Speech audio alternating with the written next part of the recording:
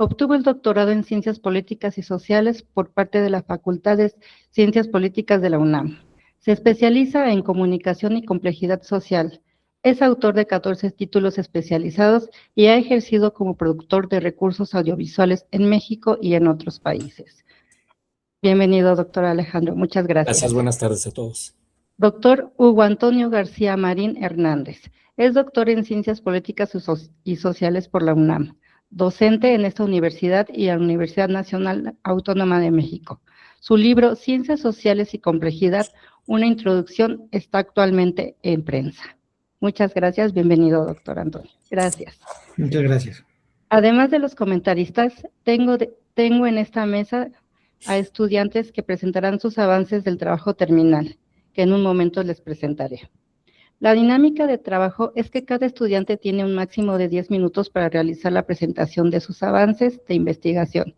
Una vez que terminen, los comentaristas tendrán 10 minutos cada uno para realizar la retroalimentación que consideren pertinente. Les recuerdo que no hay réplica por parte de las personas estudiantes y que la retroalimentación la deben revisar, analizar y considerar con sus respectivos docentes directores de trabajo terminal. Muy bien, dicho esto, iniciamos con los trabajos, con la presentación de Edith González Santiago, quien nos presentará su trabajo titulado Estratificación Social en el Aula, Impacto en la Planeación de Metas en Estudiantes de Nivel Medio Superior de la Ciudad de México. Te cedo el micrófono. Adelante.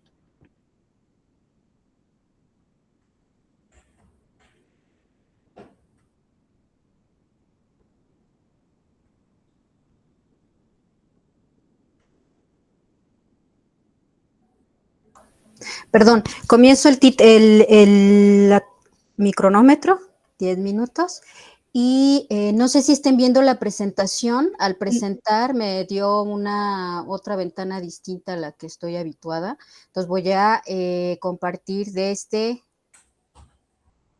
creo que ya está compartiendo. Listo, ya vemos. Ok, muchas gracias. Sí, ya lo podemos ver. En pantalla completa, ¿verdad? Bien, pues el título de mi proyecto doctoral es la estratificación social en el aula, impacto en la planeación de metas en estudiantes del nivel medio superior de la Ciudad de México. Pongo aquí las miradas disciplinares que me están acompañando por parte del comité asesor, que me están acompañando en la revisión de avances y en la evaluación de este trabajo. Como la opción de obtención de grado que elegí es tesis, mediante tesis, voy a iniciar con la estructura general del trabajo, que es un marco conceptual. Inicia con un marco conceptual desde la complejidad. Considero esto importante no solo para el lector, sino para nosotros mismos como un acercamiento al enfoque que estamos desarrollando. En el marco conceptual se desarrolla el concepto de complejidad, la complejidad en las ciencias sociales, sistemas complejos adaptativos, sistemas sociales, autoorganización, que es una característica fundamental en el proyecto doctoral, estratificación social, aula escolar, cultura escolar, para a partir de este marco conceptual tener un acercamiento, un planteamiento sistémico para ver la forma en que que interaccionan distintos sistemas. Ubicar, identificar en los lugares en donde hay bucle de interacción y cómo unos sistemas pueden influenciar a otros, identificar también los suprasistemas, los subsistemas dentro de este marco conceptual. Como marco teórico, elegí la estratificación social desde la perspectiva de Weber, que es un enfoque multidimensional, la de Giddens, que es la que actualmente está en las definiciones de la ONU como en la agenda internacional, el capital simbólico de Bourdieu y la autoorganización de Luhmann. Para el inicio de este proyecto doctoral se comenzó buscando antecedentes en la investigación y ver si había algún planteamiento desde la complejidad o sistémico al menos. Se encontraron varios estudios, se citan en el trabajo escrito sobre efectos de la estratificación en el aula, planeación de metas en estudiantes de nivel medio superior, estratificación social en el aula y la relación que hay con la planeación de metas en estudiantes. En todos ellos, bueno, se encontraron distintos estudios citados en Latinoamérica, los más citados en Latinoamérica. Se encontraron estudios de tipo cuantitativo, cualitativo, incluso mixtos, pero ninguno que tenga un enfoque de investigación desde la complejidad.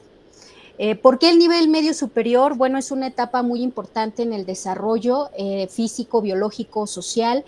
Hay una consolidación de aprendizajes socioemocionales que van a permitir establecer vínculos con los otros. Es importante también en esta etapa la identificación y reconocimiento de las desigualdades que podrían estar poniendo en riesgo el futuro a mediano y largo plazo. Y por qué, por qué es importante estudiar este fenómeno o este tema. Bueno, el ingreso al nivel superior es un indicador de movilidad social en América Latina y también en un contexto marcado por la diversidad cultural, la desigualdad estructural y la incertidumbre política. Entonces hay que reflexionar de forma crítica sobre la ciudadanía y la cohesión social como conceptos fundamentales para entender los desafíos actuales en las sociedades latinoamericanas y ver que en esta población, bueno, los beneficios pueden ser pues a largo plazo, ¿no? Formando ciudadanos. El aula no como un espacio reproductor, sino como transformador. Y bueno, la metodología se justifica porque de por sí ya la estratificación social es un fenómeno complejo. Se necesita reconocer la estructura sistémica y las propiedades emergentes, la forma en que interactúan distintos sistemas dentro y fuera, a partir de los sistemas o suprasistemas y los subsistemas y los sistemas que estén de manera horizontal comunicándose entre sí. Se seleccionó un diseño mixto porque el diseño mixto tiene indicadores en la parte cuantitativa, pero también significancias. La pregunta de investigación es ¿cuál es el impacto de la estratificación social del aula en la planeación de metas de estudiantes del nivel medio superior en la Ciudad de México? A partir del supuesto teórico que la estratificación social en el aula tiene un efecto en la percepción sobre la distribución de recursos materiales y simbólicos de estudiantes de nivel medio superior, influenciando la planeación de metas individuales. Subrayo esto porque es algo que se está trabajando, había una tensión epistemológica en el marco y también en la pregunta de investigación se tenía como una posición más lineal. En el planteamiento, a partir de este supuesto teórico, se desarrolla el objetivo general, que es analizar la influencia de la estratificación social en la planeación de metas personales de estudiantes de nivel medio superior de la Ciudad de México. Y los objetivos específicos, identificar la autoorganización social del aula escolar, analizar el capital simbólico a través de la cultura escolar como un posible factor estratificante en el aula escolar, comparar las metas personales de estudiantes en posiciones de liderazgo y exclusión. Se inició con un microanálisis sintético por descomposición y composición sistémica. A mí en lo personal esta herramienta me fue muy útil, sobre todo para instrumentar. Se identificaron diferentes ejes, diferentes factores que pudieran estar pues influenciando la problemática que se plantea. Bueno, a partir de esto se tiene ya identificada el aula escolar como un sistema focal, porque es un espacio físico, social y emocional en donde interaccionan elementos materiales y simbólicos. Esta estratificación limita oportunidades educativas y tiene implicaciones directas en la percepción sobre la distribución de recursos. La metodología empleada, bueno, la población, y esto ya presento avances. La muestra fue un muestreo no probabilístico de tipo deliberado, crítico de juicio, ya que se seleccionó una muestra intencional basada en la población objetivo. Está conformada por 5 grupos, en total 117 estudiantes de nivel medio superior, con un rango entre 16 y 19 años. El diseño fue un mixto secuencial explicativo en 4 fases que se está llevando a cabo desde septiembre al 2025 y la recogida de datos se espera terminar en este mes. La instrumentación para esta propuesta metodológica se compone de un cuestionario sobre el clima social escolar desde un enfoque ecológico. Este cuestionario va a proporcionar datos cuantitativos sobre la percepción del clima, el cuestionario de desventajas percibidas y preferencias intelectuales y afectivas para configurar sociogramas, el grupo focal, que nos va a dar información cualitativa, y entrevistas a profundidad a estudiantes en posición de liderazgo y exclusión. Las herramientas tecnológicas para este análisis es Excel, AS para el análisis cuantitativo, Gephi para los sociogramas y Qualcoder para los grupos focales y entrevistas. El estado actual es que se tiene ya todos los datos recogidos, algunos se están codificando, otros ya comienzan a tener ya una organización en gráficas, en tablas, hay un análisis parcial, pero al ser un análisis mixto, todavía hay muchísimas limitaciones. Estos son los resultados parciales que se tienen de la fase 1, que es el cuestionario de clima social escolar, en donde se está organizando la información de este modo. Este es, por ejemplo, el grupo 554, repito, son 5 grupos. Es la percepción del clima social en cuanto a percepción de justicia, oportunidades de desarrollo personal, la calidad de las relaciones, la seguridad tanto emocional como física que perciban, y un cronosistema que recoge información sobre la generación anterior a través de padres o tutores. Este cuestionario recoge datos sobre el aula, la escuela, la casa, la comunidad y la ciudad, de 0 a 3, donde 0 es nunca es positivo y 3 es siempre positivo. Se han identificado los nodos con percepción positiva y los nodos con percepción negativa en general del clima social escolar, y algunas variables para identificar algunas tendencias, como es la edad, por lo que se justificaba de que es una etapa de desarrollo biológico muy importante. Sobre el promedio, alguna literatura menciona que el promedio tiene que ver con la percepción, pero no hasta el momento de manera meramente en observación no se ha encontrado una tendencia. Tampoco el sexo determina alguna tendencia en cuanto a la percepción del clima. El tiempo de traslado tampoco. En el grupo focal se tiene solamente un análisis muy general de hombres en las categorías a priorísticas. Se despliegan mucho más subcategorías porque se realizó un cuestionario expreso para obtener estos datos. Quizá por eso se están desplegando más categorías. Estas son las categorías que se están analizando. Se hizo también un análisis sobre categorías emergentes. Se encontraron un poco más de categorías emergentes, es lo que se está trabajando en este momento. Los sociogramas aún están en proceso de graficación. En Muy bien, resultados parciales, muy bien, Edith. Muchas gracias. Se Gracias. terminaron los 10 minutos. Muy interesante. Ahora vamos a escuchar la retroalimentación del doctor Alejandro Gallardo. Muchas gracias, muy amable, y gracias por la exposición. Ya iba muy encarregada la compañera. Suele ocurrir. Yo tengo algunas preguntas relacionadas con el tema. La síntesis que nos ofreces no da toda la información mínima necesaria para comprender el problema que enfrentas. Esto no quiere decir que no esté bien planteado en el trabajo general. Las preguntas que yo haría sería ¿qué es la estratificación social? ¿Qué efectos abarca? Digo, es lo elemental, ¿no? Yo puedo intuir que se refiere a pues, un problema problemas ideológicos, problemas de discrepancias intelectuales en los estudiantes, pero no lo sé, no lo dice la síntesis. Y a partir de ahí, bueno, pues ya eso me parcializa un poco mi participación, pero creo entender que es una forma de organización que está como que reproduce formas verticales de organización, que reproduce, digamos, diferencias de clase dentro de un grupo. Creo que por ahí va el asunto. Y me parece que es una buena investigación en tal sentido. Es decir, yo estoy aprovechando esto, deduciendo, no tengo la información completa. Es muy interesante cómo plantea,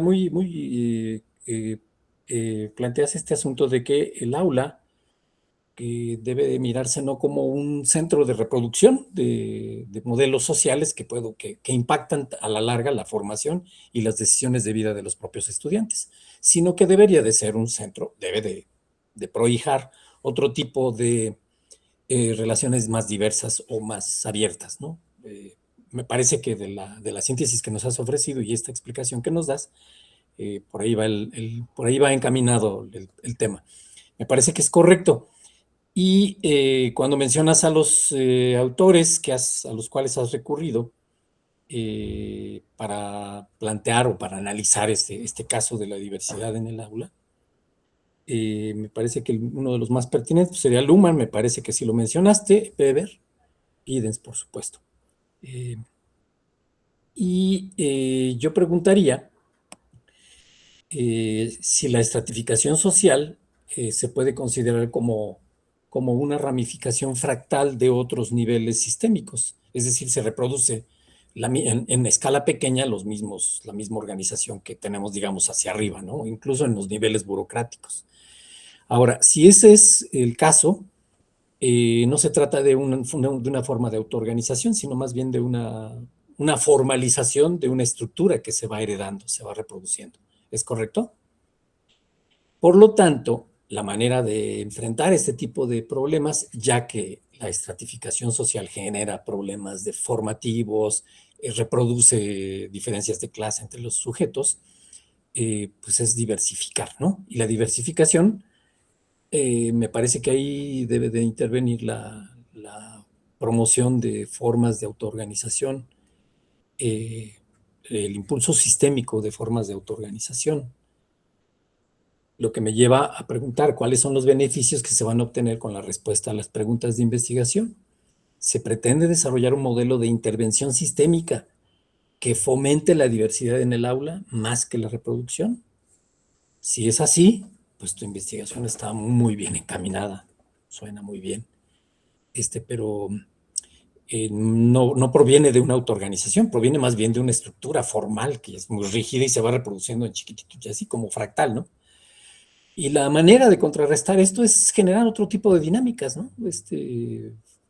Que pues esto impacta incluso las didácticas, el programa curricular de las materias, en fin, es un trabajo bastante fuerte, pero no que sea imposible. Me parece que la metodología es correcta.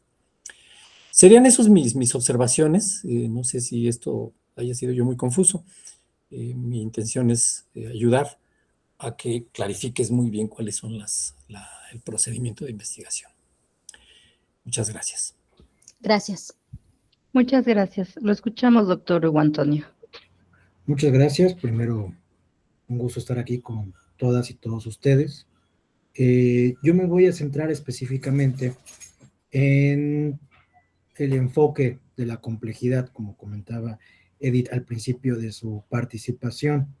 En el resumen que nos haces llegar, así como en tu participación, el tema me parece muy interesante, ya lo hemos platicado en otros espacios, conoces varias de lo que he planteado al respecto, pero en este caso quiero hacer énfasis en que la complejidad está mencionada, pero no estructura el trabajo ni el planteamiento. La complejidad, cuando forma parte de la investigación social, tiene especialmente el énfasis de conocer cómo se constituyen los fenómenos sociales a partir de la interacción de múltiples elementos. Y esos múltiples elementos se estudian porque se considera que los resultados que se obtienen o lo que ocurre más bien en ese fenómeno social, es por esa interacción y no por la participación aislada de uno de ellos.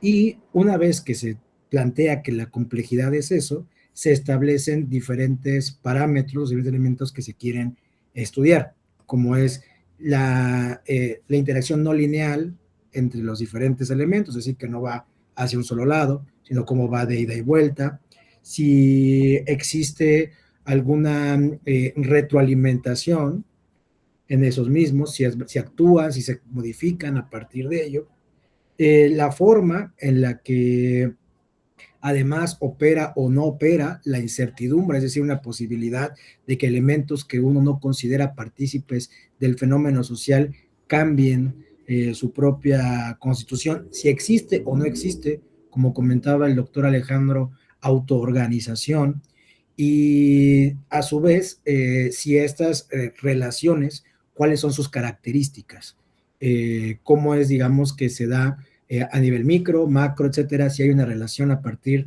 de planteamientos fractales, como también comentaba el doctor, o si lo que tenemos es elementos propios de este fenómeno, ¿no? Y una vez que ya se tiene todo eso más o menos clarificado, entonces sí podemos ya tratar de llevar eso a los sistemas adaptativos complejos, que es una mirada, una forma de estudiar desde la complejidad, y que es a la que se plantea este doctorado. No es la única, pero digamos, es la forma que se plantea ahora. Digo todo esto porque tu planteamiento me parece muy interesante, pero todavía parece estarlo pensando desde la mirada tradicional. Es decir, la estratificación nos muestra que al estar planteado en diferentes niveles propios de una desigualdad de clase, va a generar dentro del aula que se reproduzcan ciertas formas de metas, ¿no? Entonces, por eso, como decía el doctor Alejandro, lo que encuentras es que se traslada lo externo en lo interno, pero desde una lógica de la complejidad, más bien sería cuestionar eso, si realmente eso es lo que ocurre o hay otros elementos que estén interactuando que modifiquen, al ser el aula, un lugar en donde interactúan, si es verdad, lo externo, pero también condiciones internas, tanto del aula como de la universidad. Entonces, si tenemos esos elementos más enfatizados, más señalados en el trabajo, podremos entonces, ahora sí, digamos, dar el paso que hace falta, porque yo ya veo muy adelantada la investigación. Es decir, no partamos de la estratificación ya como el punto de llegada, sino cuestionémosla para llegar a algún lado. Y a lo mejor ahí ya tú encuentras que a lo mejor sí es la estratificación, pero bueno, ya la cuestionaste y la reafirmaste, ¿no? Entonces, esos serían mis comentarios de manera muy breve. Como siempre, te felicito y pues muchas gracias por estar aquí. Gracias. Muchas gracias. Bueno, ahora le daremos la palabra a nuestro estudiante Rubén González González, quien nos presentará su trabajo titulado Interacciones sociopedagógicas entre maestros y alumnos en la enseñanza del inglés relacionadas con la reproducción y transformación de desigualdades educativas. Adelante, Rubén. Sí, claro. Buenas tardes. A ver, nada más estoy buscando el archivo y...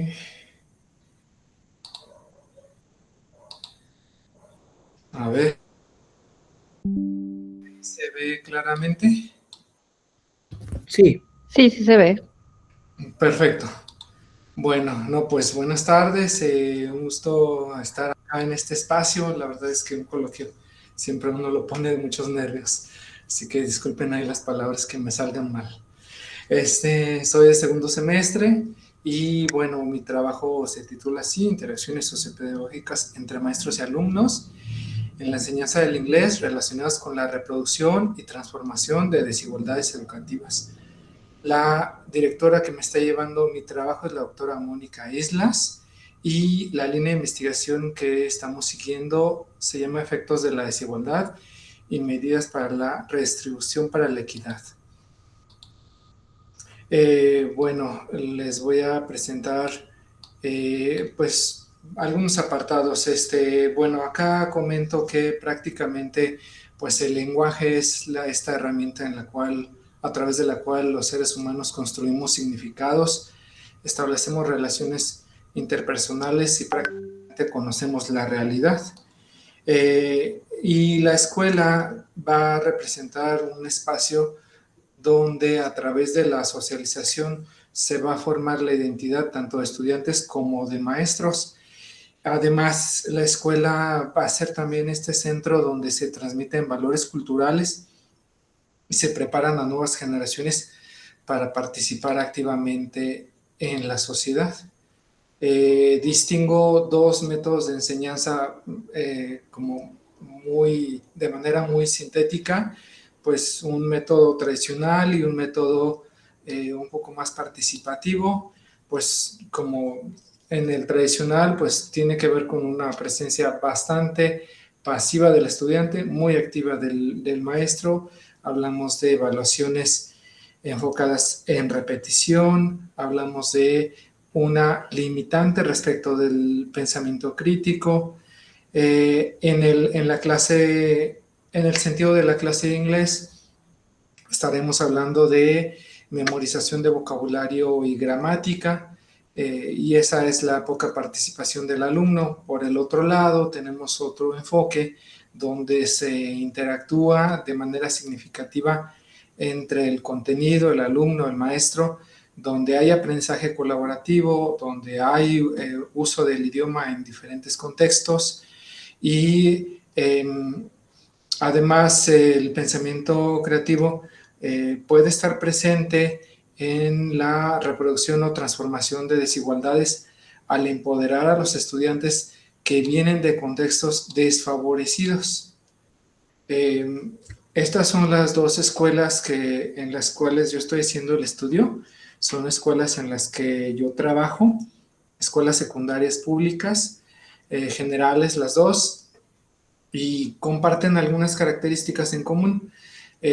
Pues tienen una cercanía muy relativa a la zona industrial de 10 a 15 minutos. Hablamos de diferentes problemas que se enfrentan en general, como pues sí, ausentismo de los niños, problemas entre ellos. Hablamos de recursos limitados en ambas instituciones y en las casas, en los lugares donde viven los niños.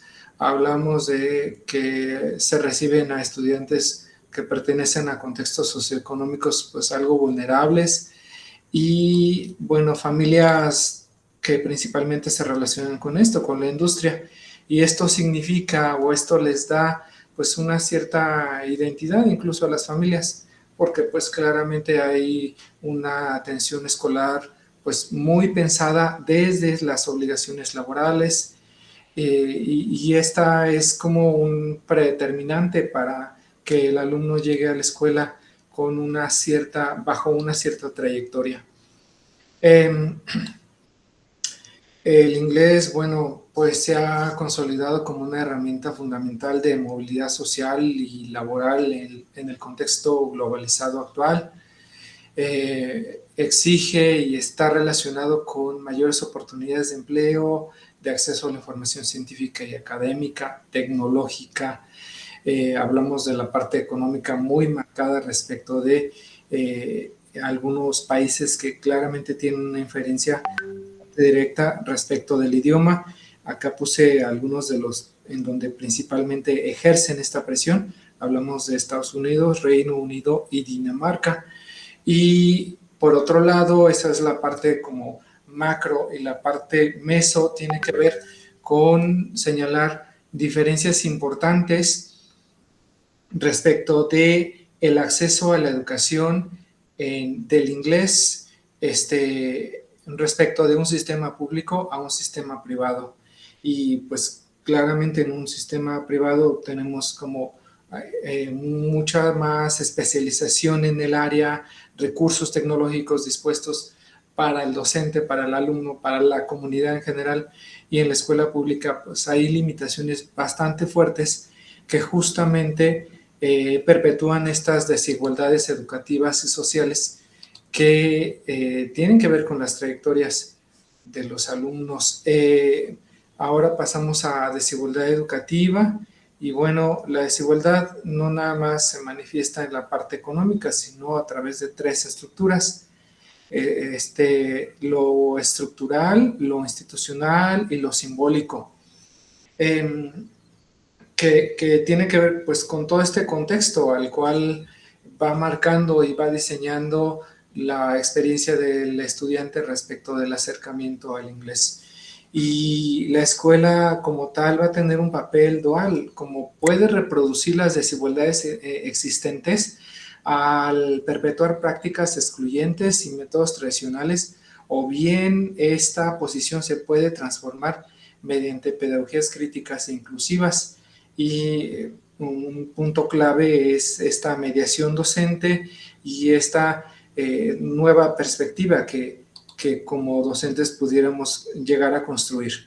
En El objeto de mi investigación son las interacciones sociopedagógicas, y ya que constituyen el espacio clave donde se materializan las desigualdades educativas. En el aula vamos a encontrar dinámicas que de cierta manera van a determinar quién es el que está ahí presente, qué tipo de alumno está presente y cómo se hace presente, cómo defiende esta parte de su estancia allí, cómo se construye el conocimiento, así como el aula nos dice qué voces son legitimadas o silenciadas en el proceso de aprendizaje. Pues claramente el maestro tiene una influencia directa y determinante en respecto de la participación estudiantil, del pensamiento crítico y, bueno, los espacios de diálogo que va construyendo y que va promoviendo, pues se relacionan justo con perpetrar patrones de exclusión o no, y las interacciones pues van a ser este espacio de transformación social o de reproducción de desigualdades que enfrentarán los alumnos.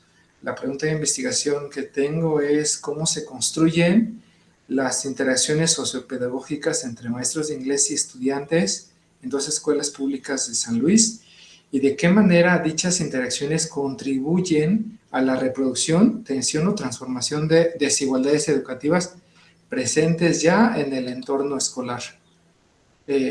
Pues el objetivo es justamente el análisis de estas interacciones y comprender los mecanismos mediante los cuales las dinámicas del aula pueden justamente hacer esto, perpetuar estas desigualdades.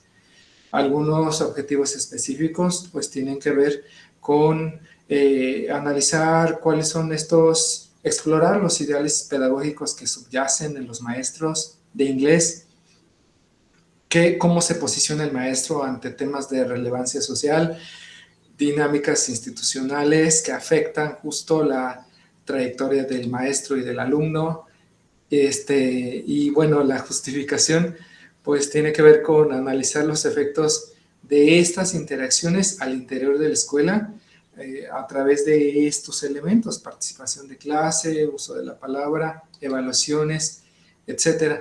Mi estado del arte tiene que ver con Muñoz Ulloa, Elsie Rowa y Paulo Freire, quienes estudian, bueno, Elsie, pues la escuela como un espacio de negociación, Muñoz Ulloa desde la escuela como un espacio que puede fomentar la desigualdad, y Paulo Freire desde la práctica de la libertad. Y otros más, pero creo que ya se me anda acabando el tiempo.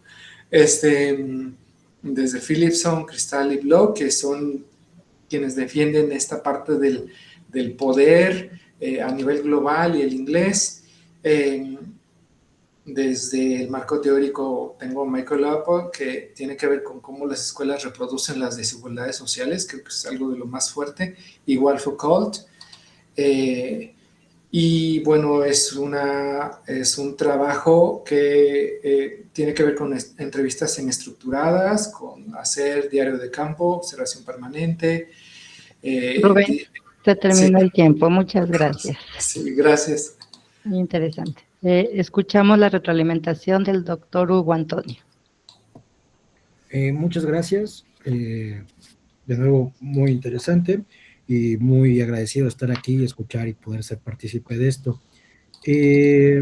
Yo creo que aquí me quiero centrar específicamente, Rubén, en que me parece que lo que hace falta en lo que nos expusiste y en lo que nos mandaste para poder leer, el problema, el planteamiento del problema, el problema de investigación. Es decir, tienes claro los elementos. Este es el aula, los profesores, los estudiantes. Tienes incluso claro lo que tú vas a estudiar específicamente, cuáles son los actores que tú vas a estudiar, en dónde lo vas a realizar. Digamos, tu estudio de caso está claro, pero lo que no termina por quedar tan claro es qué quieres encontrar y para qué quieres encontrarlo. Y creo que esto se debe a que lo que tú en realidad estás viendo, lo que te interesa estudiar es la desigualdad. No, no necesariamente el punto de partida es la interacción pedagógica, tal y como la planteas, hablando en el caso específico de las clases de inglés. Tú lo que estás estudiando es la desigualdad. Y cómo interactúan los profesores, los estudiantes, y otro elemento importante que son las clases o las clases de inglés y todo lo que tú ya nos platicaste. Pero el tema central, al menos tal y como nos lo describiste, es la desigualdad, algo similar al proyecto anterior. Y entonces, eso es lo que tratamos, lo que más bien hay que tratar de empezar a desarrollar desde la perspectiva compleja. Es decir, la desigualdad como un fenómeno complejo en donde es muy importante estudiar las interacciones y cómo el tema específico de las barreras del lenguaje propias del inglés interactúa con todos los demás elementos propios de la desigualdad. Y es eso lo que te va a permitir observar en tus dos casos, no el impacto, sino cómo se desarrollan. Si lo perpetúan, si no lo perpetúan, si lo modifican, etcétera. Porque podría ser que a lo mejor no fuera la barrera del idioma, sino fuera una barrera de género, una barrera étnico-racial, una barrera socioeconómica, una barrera de muchos tipos, propio de esa misma interacción. Entonces, más bien, lo que yo sugiero en este caso es centrarse en la desigualdad para sumarle ahora sí estos diferentes elementos y una vez que ya se tenga eso, tener más claro qué es lo que queremos estudiar y para qué lo queremos estudiar. Y entonces, una vez que tengas un poco más claro, además vas en segundo semestre, me parece, va muy bien, así es como se va planteando esto. Una vez que se pudiera, digamos, cerciorarse de mejor manera qué es lo que se quiere estudiar, ya se puede dar el siguiente paso que ya tienes más claro, que es a dónde quieres ir, qué es cómo lo vas a querer observar, cuál es la metodología, que ya tienes eso avanzado. Solo hay que antes de dar ese paso, hay que dar unos pasitos para atrás para poder llegar a mejores resultados. Desde luego, esto platícalo con tu asesora, con tu comité, es solo una sugerencia, pero de esta manera creo que será más fácil encontrar estas interacciones y no pensar que nada más es la interacción estudiante-profesor y mediadas únicamente por el idioma, ¿no? Sino más bien esas interacciones, cómo están más bien alrededor de la desigualdad y todas las interacciones que hay alrededor de la desigualdad. Y eso es lo que te va a permitir llegar, creo, a mejor puerto. Es una sugerencia, de nuevo, va muy bien y pues espero que todo llegue a buen puerto. Gracias. Muchas gracias, doctor Hugo. Doctor Alejandro, lo escuchamos. Gracias, doctora, muy amable. Pues absolutamente de acuerdo con lo que dice el doctor Hugo Antonio. Ya habíamos tenido contacto con este asunto, Rubén, en una UCA, si no mal recuerdo. Sí. En donde yo recuerdo haberte hecho comentarios relacionados con este asunto, y para que no piensen que me estoy pirateando al doctor Hugo, yo había hecho anotaciones y las rescato de aquella UCA, en donde yo te preguntaba si lo que tú querías hacer era una crítica sistémica de los procedimientos y didácticas tradicionales de enseñanza del inglés, que están basadas en la memorización de reglas sintáctico-ortográficas, y si lo que tú querías era hacer una propuesta de renovación de esa enseñanza de la lengua. Por ahí, esto lo saqué de la UCA, quiere decir que sí te lo había planteado ya, y también estoy de acuerdo que es un tema muy bueno, muy candente. La enseñanza del inglés per se, pues es una imposición del gran capital y de los grandes sistemas ideológicos. Para estudiar un doctorado te exigen que domines el inglés o que lo leas o qué tal, ¿no? Para hacer citación tienes que seguir ciertas reglas que se derivan del idioma inglés. En fin, es un asunto gigantesco. De suyo, enseñar el inglés ciertamente provee cierta movilidad social, ciertamente te abre puertas, ciertamente te permite acceder a otro tipo de información, pero pues de suyo es un asunto ideológico brutal, ¿no? Ya así. ¿Cómo mejorar esto? ¿Cómo incentivar el pensamiento lógico crítico o combatir las diferencias sociales dentro del aula que tanto te preocupan. Pues yo creo que habría que... Entonces, a lo mejor sí se puede. Tienes ya el asunto ya está impuesto, el inglés no hay vuelta de hoja. Efectivamente sigue siendo yo creo que en las próximas, no tanto décadas, yo creo que un par de lustros todavía va a seguir rifándola. Aunque viene abriéndose paso con mucha fuerza otro tipo de idiomas, por ejemplo, el mandarín en sus variantes diversas, por obvias razones. Pero creo que ahí es donde la pregunta que hace el doctor es muy pertinente. ¿Para qué? ¿Para qué estudiar? ¿Para qué investigar? ¿Qué pretendes desarrollar con esto? Un modelo sistémico que actualice la enseñanza del inglés con un sentido más amplio que el meramente funcional, que el meramente técnico, de apretar botones, de saber obedecer instrucciones, de saber seguir procedimientos técnicos. Se persigue algo más que fomente la conciencia crítica o creativa del sujeto. ¿Tu investigación aspira a eso? Como bien lo menciona el doctor, yo creo que sí, todavía hay que rascarle más, replantearlo muchas veces sin que te desanimes. Me parece que es buena idea. El asunto es, como puede irse gigantesco, así de este asunto de imposición ideológica, que bien lo menciona Foucault, por cierto que lo estás mencionando, lo trata, pero de manera clarita. ¿Por qué tiene uno que aprender inglés si mi lengua es bastante insuficiente? No, pues porque todos los sistemas económicos y políticos están organizados en ese sentido. Es como la lengua franca del latín. En el medioevo, si quien no sabía latín era un ignorante, ¿no? Es exactamente lo mismo ahora. Entonces, creo que sí tienes que seguir replanteando el asunto. Si te preocupa mucho la cuestión docente y explorar modelos, generar algún nuevo modelo de enseñanza del inglés, pues yo creo que tendrías que apelar, y si es desde el punto de vista sistémico, tienes que apelar a muchos más elementos. Para empezar, el concepto de transversalidad que ya manejan los pedagogos de una manera muy, muy buena. Es decir, enseña inglés, sí, pero no para decir good morning o how are you o what time is it o tonterías esas, no. Es para que entiendas otro tipo de discursos o para que aprendas otro tipo de contenidos. A ello le llaman la transversalidad del inglés en la historia, en la política, en la sociología, más allá de la mera praxis, más allá de la mera cuestión técnica, ¿no? Ahí hay una dimensión. Más las otras dimensiones que mencionó perfectamente bien el doctor Hugo, pues el problema del sujeto, los problemas psicológicos, eso ya sería un modelo distinto del cómo se enseña el inglés, incluso en las instituciones privadas. Lo enseñan de una manera muy técnica, aunque hay algunas que usan el inglés la enseñanza del inglés por medio de diálogos, juegos o situaciones prácticas concretas, pero sigue siendo un nivel bastante limitado, como muy de interacción inmediata. Entonces, y su interacción con otros idiomas o otras lenguas, si es lo correcto según los lingüistas.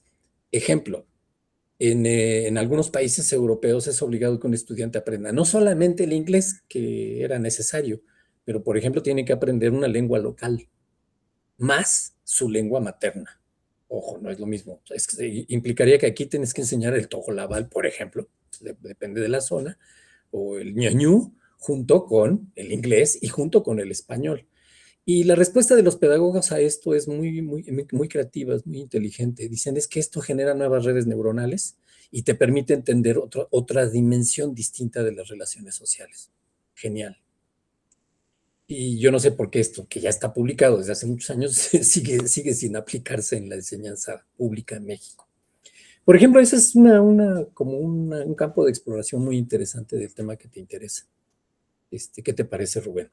Espero no confundirte más, pero yo creo que sí, si lo vas a enfocar desde el punto de vista de la complejidad, pues entonces tienen que intervenir muchos más factores. Y si te estás centrando en el aspecto que comenté, que es pues, las didácticas tradicionales de enseñanza de un idioma tienen que superarse, tienen que ir más allá de lo funcional, más allá de la interacción social inmediata, societaria inmediata, tienen que abrirle puertas a la comprensión o al pensamiento lógico crítico de los sujetos. En fin, pues basta en que talacharle más a esto, no que renuncies del tema, yo creo que es muy bueno, es bueno, solo que sí hay que discutirlo con tu tutor o hacer pequeños coloquios con otras gentes. Por ejemplo, tu tema es muy semejante, lo dijo muy bien el doctor Hugo Antonio, con el tema que acabamos de ver hace rato, las desigualdades sociales en el aula. Pues sí, el inglés también las perpetúa. Aquel que sí resulta ser más versado en el idioma, se erige como el tipo más inteligente del salón cuando no lo es. Es un tipo más hábil para los lenguajes, pero no para pensar o para actuar de otra manera, ¿no? En fin, pues esos serían mis comentarios. Muchas gracias. Buen tema, hay que rascarle más, hay que trabajarle más. Y pues la universidad te ofrece caminos posibles para que tu tutor o tu comité interactúe con otros más, ¿no? Sí, claro, muchas gracias. Muchas gracias, doctor Alejandro. Bueno, hoy le damos la bienvenida a nuestro compañero Ernesto Gutiérrez Garcés, quien nos presentará su trabajo, el asesor educativo del INEA ante el tránsito al nivel medio superior respecto a la población con marginalidad estructural. Adelante, Ernesto. Tienes tu micrófono apagado.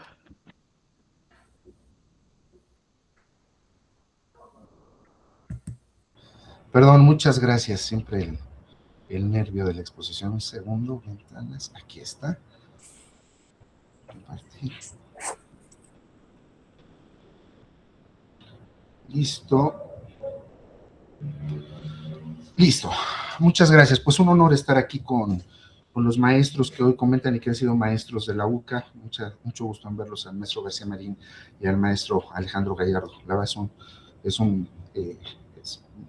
muy grato que estén en este espacio. El asesor educativo del INEA ante el tránsito a la educación media superior respecto a la población con historias de marginalidad estructural. Solamente de manera muy breve como antecedente, ya el instituto, el INEA, tiene en su programa sectorial, en el mismo programa sectorial de educación y el propio del instituto, la obligación en el mediano y largo plazo de atender la educación media superior. Esta obligatoriedad, que deriva desde la modificación constitucional del 2012, el artículo 3º constitucional, ya genera de sí una atención, la expansión educativa hacia ese nivel, con el contraste de la marginalidad estructural y provisoriedad de las personas voluntarias con subsidio, que es el asesor, son las personas que durante casi 45 años de existencia del instituto sostienen o mantienen la relación con el educando en la atención del servicio educativo. Ya Larente da Silva hablaba de la permanencia del trabajo centrado en figuras solidarias como los asesores, que muestra una paradoja institucional muy fuerte entre sí la flexibilidad que demanda el instituto y la provisoriedad institucional que se va generando. La pregunta de investigación: ¿cómo se deben configurar los perfiles y los elementos formativos de los asesores del INEA en el tránsito hacia la atención del nivel medio superior, considerando la marginalidad estructural de la población y la provisoriedad histórica de las personas voluntarias con subsidio? Esta pregunta de investigación nos detona en tres preguntas muy específicas. La primera de ellas: ¿bajo qué condiciones un asesor sin escolaridad formal, pensemos en nivel licenciatura, puede ser pertinente o efectivo en zonas de alta marginalidad? También nos preguntamos mediante qué mecanismo se reproduce la provisoriedad de las personas voluntarias con subsidio y cómo podría interrumpirse. Y también nos preguntamos cómo logra el asesor sostener la trayectoria educativa de una persona adulta marginada hacia la certificación de la educación media superior. El objetivo general de la presente investigación es integrar una propuesta fundamentada de perfiles, condiciones y elementos formativos del asesor educativo para la atención de la educación media superior en el INEA. Esto deriva en objetivos específicos, que son analizar las condiciones históricas y estructurales que han configurado la figura del asesor, identificar tensiones entre las exigencias de la educación media superior y las condiciones reales de formación y desempeño, identificar competencias y herramientas básicas para la asesoría con enfoque de educación a lo largo de la vida y contrastar hallazgos cualitativos con la evidencia cuantitativa del personal voluntario con subsidio y la encuesta institucional que se realizó a estudiantes del INEA. Hemos generado una arquitectura de 3 modelos y aquí anticipo, en el trabajo que se mandó por escrito todavía no estaban puntualizados estos 3 modelos. Sin embargo, considerando la complejidad como un paradigma bajo el cual se dirige la investigación, estamos construyendo este modelado. Un primer modelo sobre el ecosistema formativo del asesor, apoyados en los círculos concéntricos de Bronfenbrenner, y también el modelo del ciclo de provisoriedad que se ha institucionalizado por parte de los asesores educativos en esta lógica de ciclos que expone Sterman, y las trayectorias de inclusión mediadas por el asesor, con todo el bagaje, con todo el sustento teórico de Freire en torno a la mediación en cuanto al trabajo educativo. Esta investigación es una investigación de acción participativa bajo el paradigma de la complejidad, considerando que los sujetos son co-constructores de conocimiento, no solo fuentes de datos. Hemos generado a esta altura ya un grillado y una segmentación temática a través de la codificación abierta, que nos permitió la codificación axial y una codificación selectiva, muy apoyados en la literatura de Cohen, con 7 ejes temáticos y 40 códigos anclados. Las fuentes cuantitativas también han sido complementarias, si bien es cierto es una investigación de orden cualitativo, hemos recurrido también a información cuantitativa en la lógica de ir conformando información, contrastando información.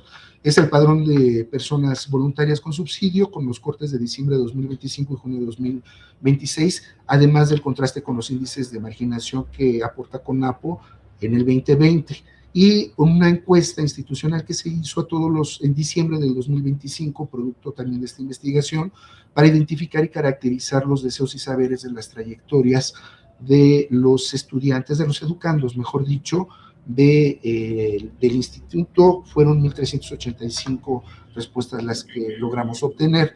La investigación, acción participativa, está determinada en 5 fases de investigación. Las 2 primeras, diagnóstica y diseño del programa, en principio se encuentran completas. Sin embargo, estamos todavía en la fase de implementación y en paralelo trabajando con los resultados para poder llegar a la saturación de la información y de los datos que permita, en consecuencia, la evaluación. Tenemos 5 entrevistas y diálogos con informantes claves sistematizados, las bases de datos que he comentado, la encuesta también pues, comentada, y encontramos en los siguientes resultados. El padrón de personal voluntario, donde se encuentra el rol de asesor educativo, hay varios roles, los que de interés para esta investigación, la asesoría educativa y el rol de formadores. Esta es la gráfica que representa los números que genera en el mes de diciembre y en junio de 2026. Hay un incremento muy importante en la asesoría bilingüe, si bien es cierto porcentualmente es más del 40%, cuando vemos en números absolutos, en realidad es un número menor de asesores. En general, hay un incremento del 13% en 6 meses de la plantilla de personal voluntario, y en una primera aproximación a nivel porcentual es alto en torno a la asesoría bilingüe, pero en números ya absolutos, en realidad es un número que queda menor. Y después, estas barras son muy importantes por la brecha educativa que reporta la actual conformación de personal voluntario. Particularmente en asesoría bilingüe es donde se concentra este mayor número de personas que solamente tienen la secundaria. Casi el 50% de personas tienen y sostienen la atención educativa en los niveles que hoy atiende el instituto. Todavía no atiende la educación media superior, pero es un dato relevante. Son solamente 18 entidades donde hay asesoría bilingüe. Y otro dato muy relevante que consideré compartir es este 60% de la asignación de las personas asesoras que se encuentran en lugares de muy alta nivel de marginación.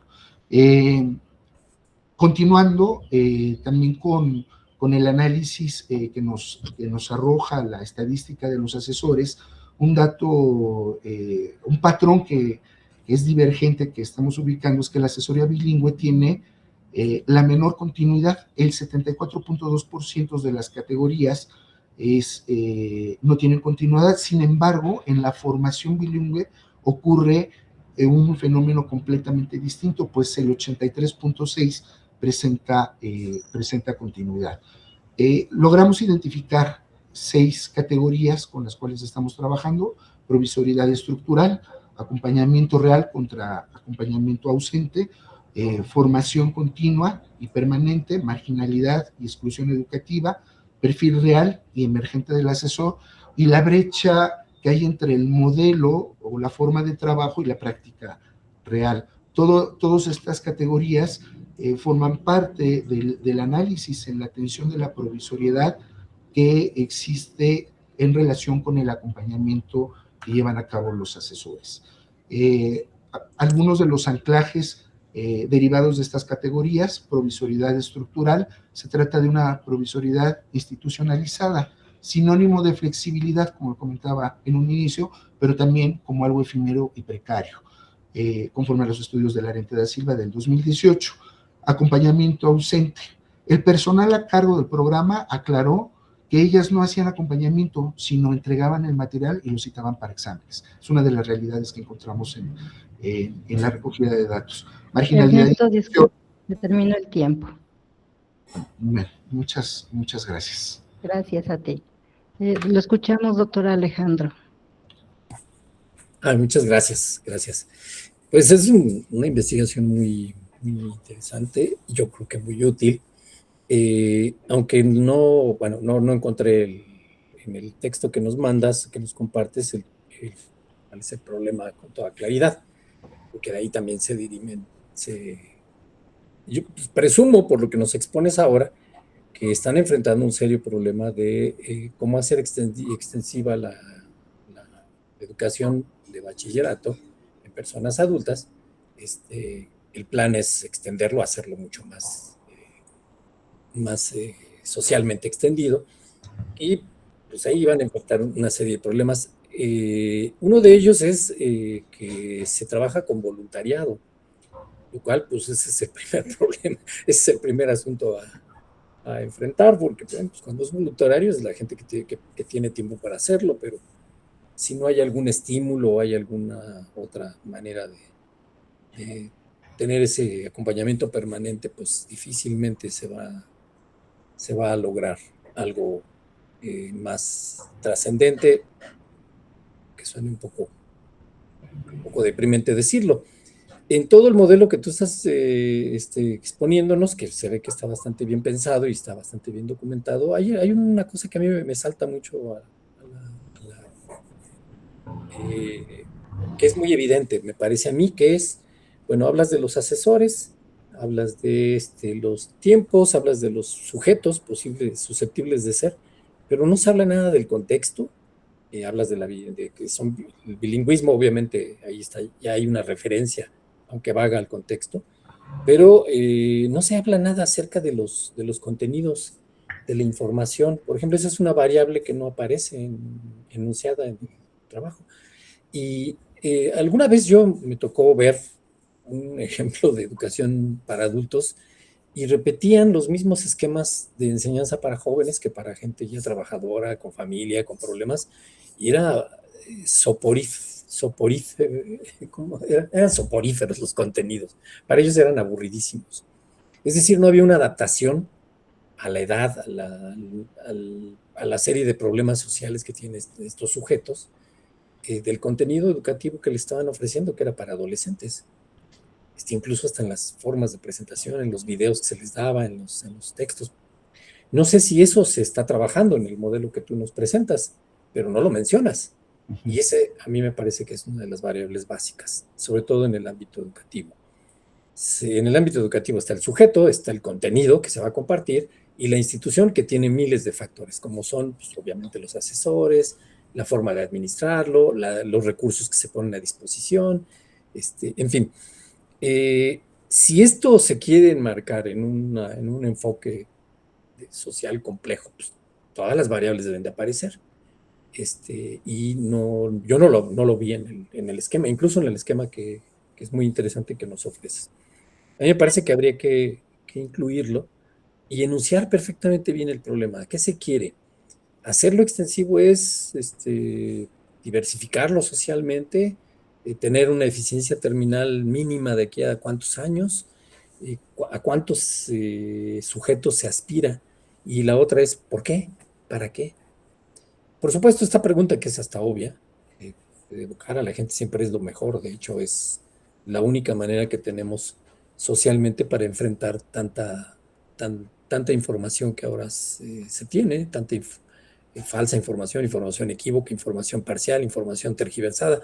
La única manera de enfrentarlo es formando sujetos más informados, que sepan buscar su propia información, que sepan leer, decodificar mensajes audiovisuales, en fin. La respuesta es obvia, pero no está en tu trabajo, o al menos no la vi. Habría que ver todo. De hecho, ya me estás tentando a ir de metiche a leer completo el trabajo, porque sí me parece que es relevante. Es relevante, ciertamente. Ahí hay un hueco que está muy descuidado en el ámbito educativo mexicano. Y si no tiene más recursos que se traducirían en asesores más o menos permanentes, o por lo menos supervisores que den seguimiento a los asesores, que estén pagados, que tengan mínimo para cubrir distancias, comidas, porque luego tienen que desplazarse a comunidades muy distantes. Y el manejo de contenidos, el tratamiento de los contenidos, que si siguen siendo como se estaban planteando hace un lustro, yo creo que están destinados a fracasar. Lo digo con todo conocimiento de causa, porque eran verdaderamente aburridos, verdaderamente poco aptos para los sujetos adultos a los que se quería llegar. Y eso debe de aparecer en tu modelo, como una de las variables más importantes dentro del proceso educativo. En fin, serían mis comentarios. Admito no tener más información de tu investigación. Me gustaría conocerla con más detalle. Gracias. Muchas gracias, doctor Alejandro. Lo escuchamos, doctor Hugo Antonio. Muchas gracias. De nuevo, un gusto leerte y escucharte. Yo tengo dos comentarios. El primero es sobre tu pregunta de investigación. En el documento aparece de la siguiente manera: ¿cómo se deben configurar los perfiles y elementos formativos de los asesores de línea en el tránsito hacia la atención del nivel medio superior? En lo que nos acabas de mostrar, le agregas además el considerando la manera en la que está estructurada la desigualdad, o más o menos estoy parafraseando, ¿no? Pero ese elemento. Ahí yo encuentro dos problemas, ¿no? Si es esta o es la otra.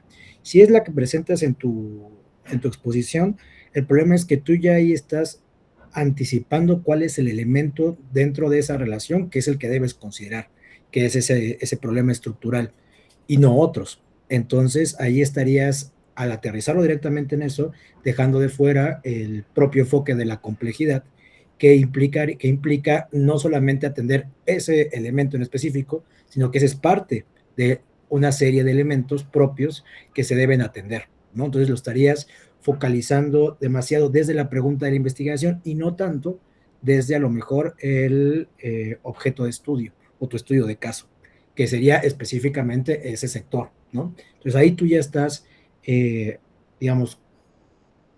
atando tus manos o tus ojos, mejor dicho, de investigación. El segundo dentro de la pregunta tiene que ver con el carácter. Hay 4 preguntas que definen el tipo de investigación. ¿Qué es? Que viene siendo conceptual. ¿Cómo es? Que viene siendo descriptiva. ¿Por qué es? Que viene siendo causal. Y ¿cómo debe ser? Que es una pregunta normativa. Y cuando es una pregunta normativa, ya se parte de la idea de que lo que es actualmente es como no debe ser. Y es una pregunta que tiende más a la filosofía. Pero incluso dentro de la filosofía, por ejemplo, la filosofía política, en el caso específico de Aristóteles, para decir cómo deben ser las formas de gobierno, primero plantea cómo son o cómo son las que no deben ser así. ¿no? Entonces viene una cuestión más de ya partir desde antes de ese estudio. Entonces yo creo que lo que podrías hacer es más bien cambiar la pregunta de investigación y en vez de pensar cómo debe ser, tratar de entender cómo son esas relaciones y una vez que ya sabes cómo son, sí puedes establecer una propuesta. No hay ningún problema de cómo establecer una propuesta, pero ya estás diciendo que vas a hacer una explicación descriptiva de diferentes elementos para entender claramente cuál es el problema, como comentaba el doctor Alejandro, cuáles son todos los elementos que hay alrededor del problema y una vez que ya se tiene eso, voy a lanzar una propuesta. Pero si tú ya planteas cómo debe ser algo, estás estableciendo una carga valorativa dentro de tu pregunta de investigación que no necesariamente puede vincularse con un trabajo empírico. Aunque haya puesto este ejemplo de Aristóteles, que estudió alrededor de 200 ciudades para poder establecer sus propias tipologías. Y eso me lleva a un segundo elemento, y es que no encontré tampoco, como ocurrió en algunos de los otros trabajos que ya comentamos aquí, el enfoque de la complejidad y cómo se aterriza. Es decir, si nosotros lo que vamos a tratar, como ya habíamos comentado, es cómo se constituyen esas relaciones, la pregunta entonces es cómo se constituye la formación y la acción de este voluntariado a partir de todos los elementos o de las diferentes formas, expresiones que tiene el fenómeno social. Y una vez que tenemos esa pregunta de investigación, y creo que también coincide esto con el doctor Alejandro, ya podemos establecer con claridad los actores, porque al menos en lo que nos comentaste y en lo que está en tu trabajo, no queda claro cuáles son los actores y la forma en la que se relacionan dentro de un sistema o de varios sistemas, ¿no? O sea, tú tienes a los voluntarios, pero esos voluntarios con quién interactúan. Es diferente cuál es la relación que se tiene en el momento formativo que el que se tiene al momento de actuar, y es el momento de actuar también dependiendo del lugar en el que estén actuando. Son sistemas diferentes. Y cada uno de esos sistemas tiene a su vez agentes, interacciones, relaciones, interdependencia, autoevaluación, autoorganización y demás elementos que todavía no están presentes. Entonces, primero habría que señalar esos actores, entender esas relaciones, definir las características de esos sistemas para luego establecer cómo interactúan esos sistemas para poder establecer ahora sí tu propuesta. Y lo creo porque ya tienes en realidad muchísima información. El trabajo que nos presentas, que está escrito, y lo que nos entregaste ahorita ya tiene la información. Pero lo que hace falta es empezar a hablar desde el lenguaje de la complejidad, desde los ojos de la complejidad, esquematizarlo y tratar de dar ese paso extra, ¿no? Entonces yo te felicito por el trabajo, me sumo a los comentarios que hacía el doctor Alejandro y te invito a esto, a explorar cómo cambiar, platícalo con tu asesor, la pregunta de investigación y finalmente tratar de hacer que el enfoque de la complejidad sea estructural en tu trabajo y te ayude a ver todo esto. Muchas gracias. Muchas gracias. Bien, ahora daremos la bienvenida a nuestra compañera Mónica González Garduño, quien nos presentará su trabajo titulado El diseño como articulador de saberes en contextos de complejidad social, modelo metodológico transdisciplinar en la Universidad Mexicana. Adelante, Mónica. Muchas gracias. A ver, ¿qué no me está dejando? Ahí compartir. Ahí ya se ve, sí, ¿verdad? Muy bien, muchas gracias. Buenas tardes, mi nombre es Mónica González Garduño y al cierre de este primer año de mis estudios de doctorado presento una investigación que busca comprender por qué la universidad enfrenta dificultades para responder a problemas sociales complejos y cómo el diseño podría operar como una práctica de mediación capaz de articular saberes dentro de estos procesos.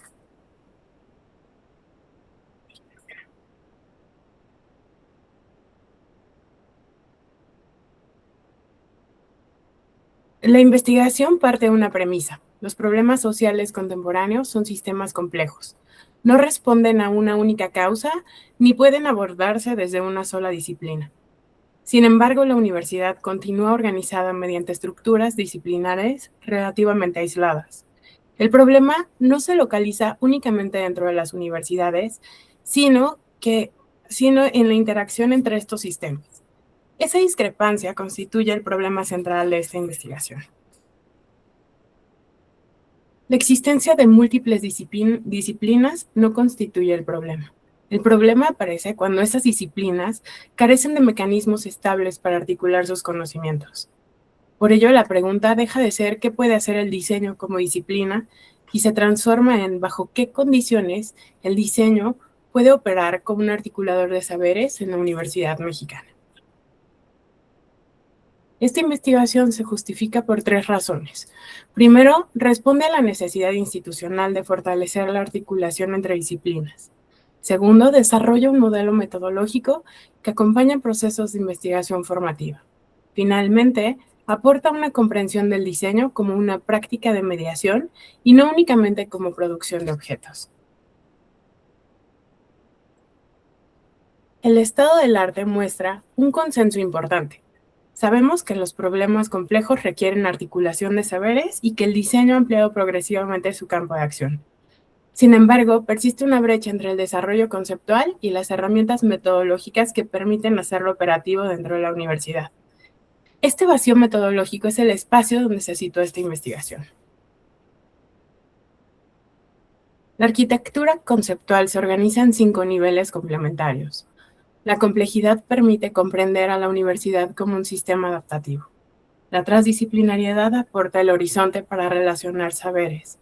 La perspectiva del sujeto situado recuerda que toda articulación recurre desde contextos y posiciones concretas. El diseño se incorpora como una práctica de mediación capaz de traducir lenguajes y facilitar la acción colectiva. Finalmente, desde una perspectiva constructivista, la articulación de saberes se entiende como un proceso de construcción del conocimiento que posteriormente podrá traducirse en una propuesta para la investigación formativa. Esta investigación no parte de una teoría para buscar ejemplos, parte de una experiencia situada. El primer estudio reconstruye el caso Derecho sin Acceso, derivado del proyecto de investigación Donar Vida. Este caso mostró cómo la opacidad institucional y la fragmentación generan barreras en casos reales de acceso. A partir de esta experiencia, surge una nueva pregunta. Si el diseño puede operar como mediación en un caso concreto, ¿cómo reconocer esa mediación en otras prácticas? Esa pregunta conduce al segundo estudio. Actualmente se analiza el ecosistema diseño y diáspora mediante un corpus de entrevistas y una matriz comparativa de casos de diseño social, organizacional y de innovación pública. La metodología incorpora una estrategia mixta de predominancia cualitativa, combinando un análisis temático con una lectura relacional basada en redes semánticas y matrices de concurrencia. Del análisis comparativo han emergido 7 dimensiones analíticas que constituyen la lente interpretativa de esta investigación. El tercer estudio traslada estas dimensiones a un escenario institucional concreto. La propuesta consiste en observar procesos de investigación formativa y analizar las condiciones que favorecen o limitan la articulación de saberes. El diseño metodológico permitirá su implementación inicial en la Universidad de Anáhuac, México, con posibilidades de réplica analítica en la Universidad Autónoma Metropolitana y en la Universidad Nacional Rosario Castellanos. Finalmente, el cuarto estudio sintetiza progresivamente los hallazgos anteriores para construir un modelo metodológico orientado a hacer operativa la articulación de saberes en contextos universitarios. De este modo, este modelo continúa en construcción y será refinado conforme avance la investigación empírica. Hasta este momento, la investigación ha producido 3 hallazgos importantes. El primero consiste en identificar el diseño como una práctica de mediación epistémica. El segundo corresponde a la construcción de 7 dimensiones analíticas para observar la articulación de saberes. Finalmente, estos resultados comienzan a configurar un modelo metodológico basado en 5 operaciones recursivas que actualmente continúan en proceso de refinamiento.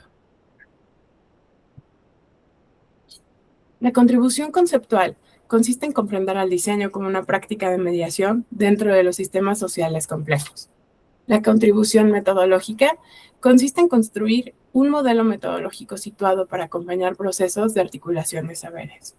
Finalmente, la contribución pedagógica busca traducir ese modelo a la información, a la investigación formativa. En conjunto, la investigación pretende reducir la distancia entre los principios de la complejidad y su implementación en la práctica universitaria. Actualmente, la investigación se encuentra en la transición entre la construcción de la lente analítica y su aplicación institucional. Los siguientes pasos consisten en consolidar el estudio focalizado y continuar con la construcción del modelo metodológico. Más que ofrecer una solución definitiva, esta investigación busca fortalecer la capacidad de la universidad para articular saberes frente a problemas sociales complejos. Los problemas sociales complejos no necesitan más disciplinas, necesitan mejores condiciones para que los saberes puedan encontrarse, dialogar y actuar colectivamente. Esta investigación explora el diseño como una posible mediación para hacer ese encuentro operativamente posible en la Universidad Mexicana. Muchas gracias. Muchas gracias, Mónica. Bien, ahora escucharemos la retroalimentación del doctor Hugo Antonio. Bien, pues muchas gracias. Me parece muy interesante tu proyecto y también que es claro el tema de la complejidad. Las sugerencias que yo voy a dar más bien son de estructura digo, a lo mejor no sé, tendría que leer el documento en extenso o el protocolo, pero tal y como nos lo presentaste, creo que le hace falta estructura, al menos, para poder comprender de mejor manera el proyecto. Es decir, primero, el planteamiento del problema. Aquí pareciera que el enfoque de la complejidad y la ausencia en el diseño de lo que sea, porque no queda claro qué diseño, si te refieres a diseño curricular, a diseño de la universidad, a diseño de las mismas materias, el diseño de las formas de titulación, no sé, o sea, el diseño, pero vamos a decir ahorita específicamente el diseño, es lo que genera que no se atiendan correctamente los problemas sociales que son diversos. Pero aquí entonces ya estamos convirtiendo que el enfoque, la falta de ese enfoque es lo que hay que resolver, cuando quizás más bien la pregunta, dentro de lo mismo que tú nos cuentas, es ¿por qué la Universidad Mexicana no afronta tales problemas de una mejor manera? Y que sí podría hacerlo quizás, ¿no?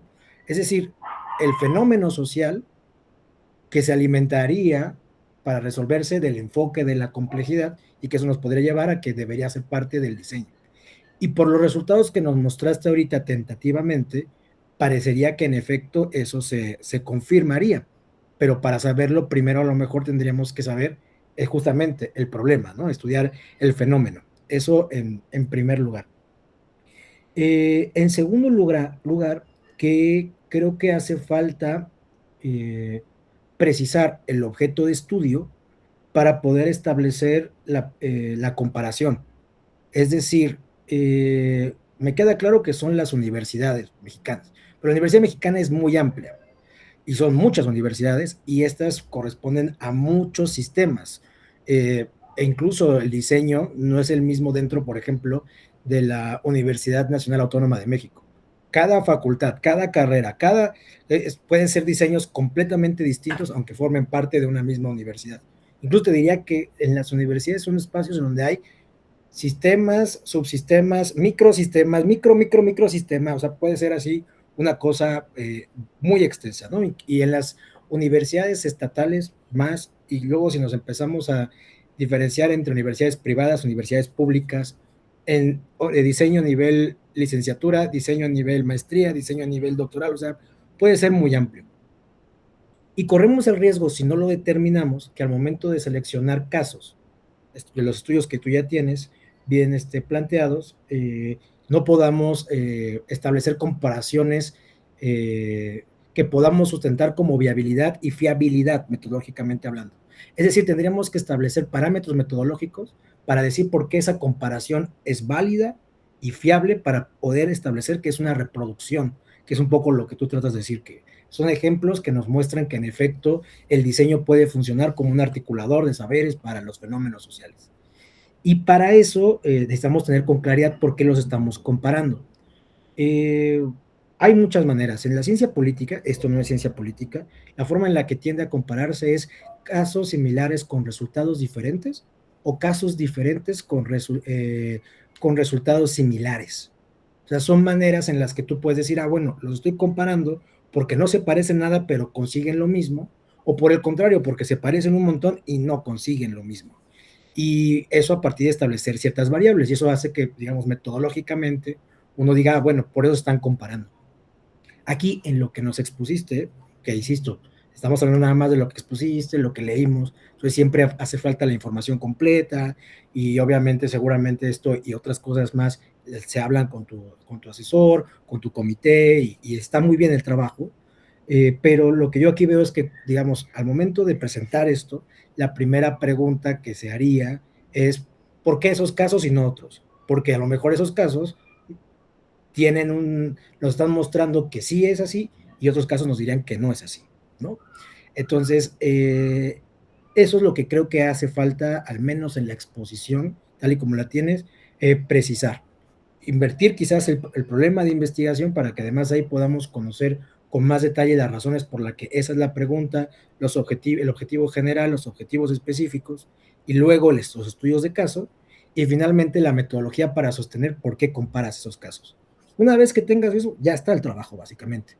Pero hay que sustentarlo, hay que llenarlo para que no llegue, sobre todo, y esto es como comentario en general, piensen un poco que los metodólogos suelen ser la peor pesadilla de las y los investigadores, porque justo se andan fijando en la lógica de los métodos y de la forma en la que se construye todo para poderlo explicar.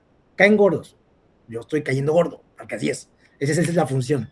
Pero la intención aquí es un poco prepararlas para eso, para que eso no se desarme de manera sencilla y se pueda acercar de la mejor manera a resolver y atender ese problema que me parece muy interesante. Entonces, básicamente, esos son mis comentarios. Nuevamente, felicidades. Creo que ya va encaminado. Creo que hay que ajustar eso para que no haya problemas y enhorabuena.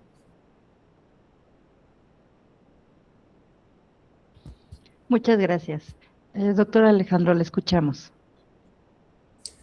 Gracias.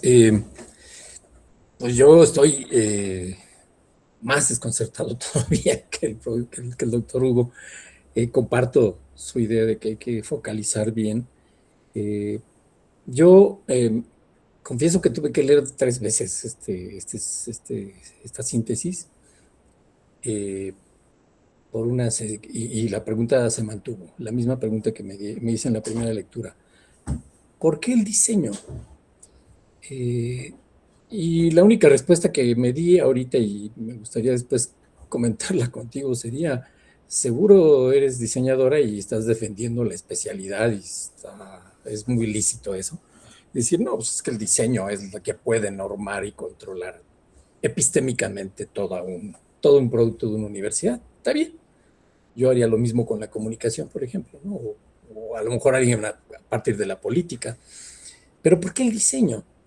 ¿Por qué el diseño? Tú lo marcas como un eje epistémico de conocimiento, del conocimiento incluso que puede impartir toda una universidad. Y no me queda claro por qué. Comparto la duda del doctor Hugo cuando pregunta qué área del diseño o qué tipo de diseño. Yo incluso lo tengo aquí. O sea, el diseño industrial, editorial, el diseño publicitario, curricular. Eso quiere decir que la palabra de diseño es sumamente versátil. El concepto de diseño es muy versátil. Hace algunos años yo publiqué un libro que tenía que ver con el diseño gráfico, porque me interesaba mucho un medio de comunicación en particular, que era el cartel. Y tuve un serio problema, un encontronazo con los especialistas del diseño. Tuve que inventarme una definición del diseño que acaso se pudiera acercar a esto que tú estás proponiendo. Al final es la articulación de sujetos y sistemas variados, distintos y distantes para obtener un producto funcional final. De todos modos es una mala definición, porque sigue presentándose la pregunta, ¿por qué el diseño tiene elementos específicos, estructurales, curriculares, intelectuales, que permiten articular conocimientos diversos? Y ahí es donde tu trabajo pisa los talones de otras áreas. Yo te pediría que compartieras la penúltima lámina de tu presentación, en donde tienes una definición en donde la transdisciplina sale sobrando. Dices, ¿esta para qué sirve? Pues si para eso está el diseño. Y pues no, que yo sepa, no. O sea, la transdisciplina es la integración de muchas dialógica, metodológica, pues, de contenidos específicos para abordar un solo problema. Y ahí tú dices, no, ¿para qué? No se necesita la transdisciplina, lo que se necesita es el diseño. Ah, bueno, pues entonces fundamentalo. O sea, a ver, ¿por qué el diseño? ¿Qué tiene? ¿Qué elementos metodológicos tiene?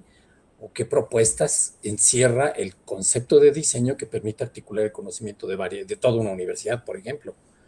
No me queda claro, o al menos otra provocación. Quiero leer ese trabajo porque dice, a lo mejor sabe algo que yo no sé y me gustaría aprender. Y se revela, ¿no? Dice, la introducción de tu trabajo dice, en la Universidad Mexicana persisten dificultades estructurales para articular saberes heterogéneos frente a problemáticas sociales complejas y todavía no se cuenta con modelos metodológicos operativos. Pues esto anula el aporte de un montón de gente, ¿eh? O sea, todo el microanálisis sintético se va al diablo. A ver, si se supone que tú articulas distintas áreas del conocimiento, para solucionar un problema concreto, no quiere decir que se fusionen, no, sino que colaboran, contribuyen. Por eso me pareció interesantísima y muy provocativa la lámina penúltima que nos presentaste, que de veras sí deberían de leerla. De ahí dicen, no, las universidades no necesitan transdisciplina, lo que necesitan es diseño. Ah, ok, está bien. ¿Por qué? ¿Por qué? Dame una razón. ¿Qué hace el diseño que no hace otra articulación de conocimientos? Esta duda que yo te la expreso con todo cariño, con todo amor, porque si te la plantea alguien más adelante en tu investigación y no tienes elementos para sustentarla, mucho de tu trabajo se puede venir abajo. O sea, yo en este momento sí te podría argumentar el por qué la transdisciplina sí es un asunto que, de hecho, pues no la propongo yo. Creo que la proponen desde mediados del siglo pasado, ni siquiera con Nicolescu. Desde antes, como por ahí, más bien un poquito antes del siglo XX, ya estaba propuesta la transdisciplina, la fusión. Lo describe muy bien González Casanova en su libro Las Nuevas Ciencias Sociales. Léelo por ahí en su introducción, lo dice incluso en la introducción. ¿Desde cuándo empieza esta necesidad de articular muchas áreas de conocimiento para solucionar problemas concretos? Lo describe muy, muy bien y explica por qué. A eso le llaman, en ese momento no le llamaban transdisciplina, le llamaban interdisciplina, le llamaban multidisciplina, pero ahora ya la conocemos que es una articulación de conocimientos muy, muy cerradita, intercambian conocimientos, intercambian métodos, procedimientos, eso sí lo explica muy bien Barabasi. Bien, te refiero a esto para que tú me digas con el mismo rigor, ¿por qué el diseño? Doctor. ¿Por qué, pues? ¿No? Y nos vamos a quedar con ese planteamiento, Sí, porque nos falta otro compañero. Sí, perdón, pero bueno, está emocionante. Sí. Emocionante, muchas gracias. Sí. Yo creo que esto es lo rico de los coloquios, ¿no? Que aprendemos todos de todos. Sí. Y formalizamos yo quiero un nuevo conocimiento. Quiero leerlo. Gracias, doctora. Bien, Gracias. Bien, le damos la bienvenida a nuestro compañero Germán Frausto Nadal, quien presentará su trabajo titulado Formación Profesional de Restauradores, Análisis Crítico del Subsistema Normativo y Pedagógico si me ayudas con el título, de la ERMS y con el INA. Adelante, Germán. Muchísimas gracias y les agradezco la paciencia. Creo que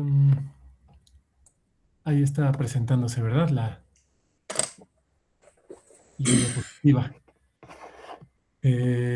Bueno, las siglas son las siglas de la Escuela Nacional de Conservación, Restauración y Museografía, que pertenece al Instituto Nacional de Antropología e Historia. Bueno, un muy breve como contextualización. Todo esto está, digamos, dentro del hecho de que México está declarado, se autodeclara como un Estado-nación único e indivisible.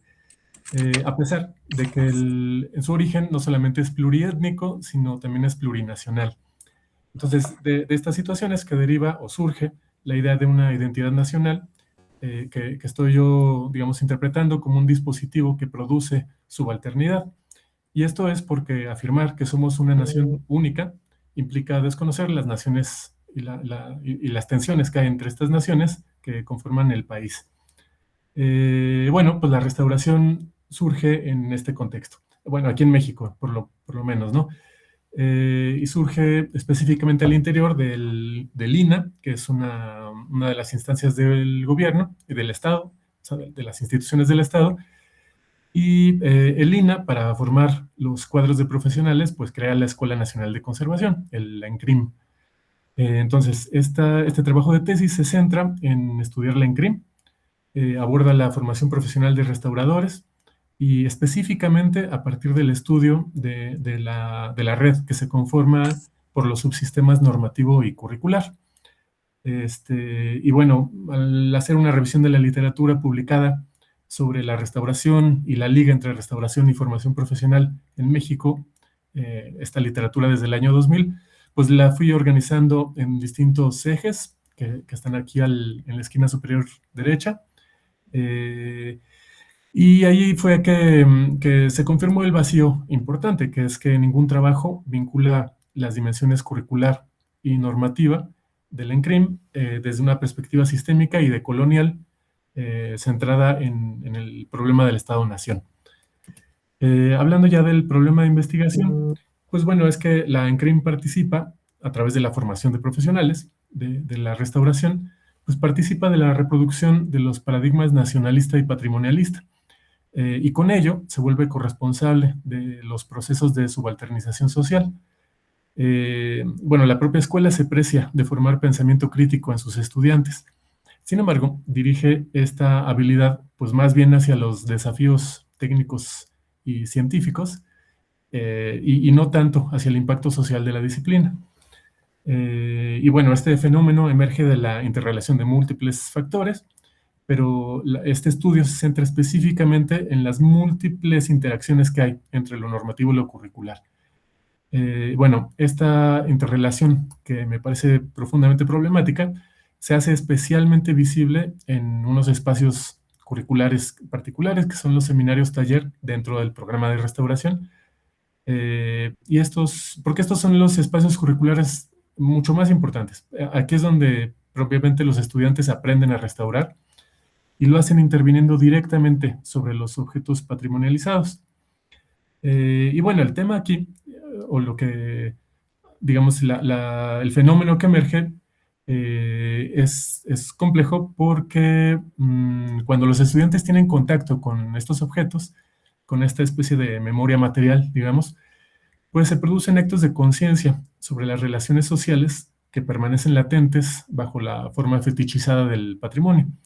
Y bueno, el currículum oculto de la escuela pone estas experiencias pues más bien en el margen, mientras que el aparato normativo conceptualiza al estudiante pues más bien como un sujeto funcional y no crítico.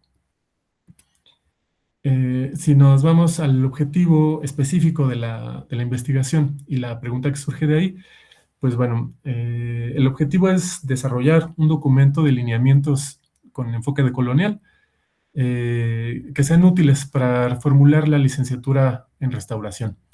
Y bueno, esto lo quiero hacer a partir del análisis de esta red de factores normativos y curriculares.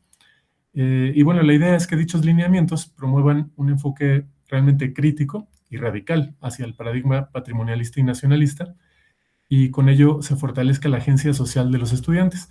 Y de ahí surge la pregunta que está aquí en la pantalla, ¿no? ¿Cómo funciona esta red de factores durante la formación profesional de restauradores?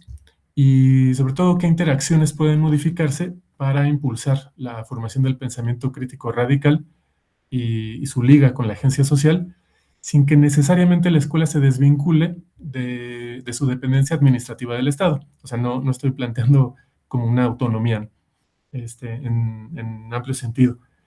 Si nos vamos al marco teórico, esta es importante, esta parte del marco teórico es una parte muy robusta de la investigación.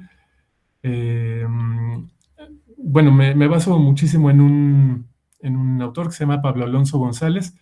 Él trabaja muchísimo la relación entre patrimonio y Estado-nación. Él estudia cómo la categoría de patrimonio aporta no solamente la dimensión simbólica, sino la dimensión física que vincula a los individuos que hemos transformado nuestras relaciones desde la lógica capitalista, ¿no? Entonces, la pregunta crítica que él promueve no es qué es el patrimonio, sino cómo emerge y cómo participa de las formas de relacionalidad social, en tanto es una categoría del capitalismo moderno, ¿no? Bueno, él hace uso muchísimo de la teoría marxista, específicamente de la teoría del fetichismo, y esto básicamente es que cuando el trabajo pasa a escala social, el objeto que surge de este trabajo y desea uno intercambiarlo con otros, necesita traducirse a un valor abstracto. Entonces, en términos muy, muy simples, esto hace que las personas experimentemos nuestros propios vínculos en la forma de los vínculos que establecen estos objetos como cosas abstraídas e incluso casi dotadas de vida propia, como sucede con esto que se llama patrimonio cultural. Entonces, devenir patrimonio pues equivale a devenir en mercancía, y esto produce alienación y una relacionalidad fetichista. De aquí es que deriva también la idea de una memoria abstracta y despolitizada, que pareciera que hay que conservarla en sí misma, ¿no? Otro autor que forma parte de este marco teórico, que es muy importante, es Tomás Pérez Bejo. Él aporta un análisis de la nación justamente como una figura abstracta, y que digamos que al analizar los criterios que la definen, como territorio, raza, lengua, cultura, historia común, etcétera, pues se da cuenta que son términos que no funcionan o que no se articulan de forma orgánica y siempre consistente, digamos. Y a pesar de eso, y a pesar de esa imprecisión, digamos, conceptual, pues la idea de nación termina siendo muy efectiva socialmente. Bueno, la falta de un referente verdaderamente objetivo que confirme la existencia de una nación única es satisfecha en gran medida por el objeto patrimonializado. Esto funciona como una materialización de la memoria nacional, ¿no? De esta ficción nacionalista. Bueno, hay otra autora que es clave también en este estudio, es Yasnaya Aguilar Gil. Ella hace una crítica radical a la trampa de los estados modernos, en tanto nos han hecho creer que además de estados, pues son naciones. El nacionalismo estatal convierte una ideología en sentimiento individual. De ahí el poder de los objetos patrimonializados. También permite, digamos, entender que la noción de multiculturalismo que actualmente se maneja, pues en el fondo sigue siendo neoliberal, porque otorga el derecho a la diversidad cultural, pero no a los derechos políticos que derivan de esta multiculturalidad.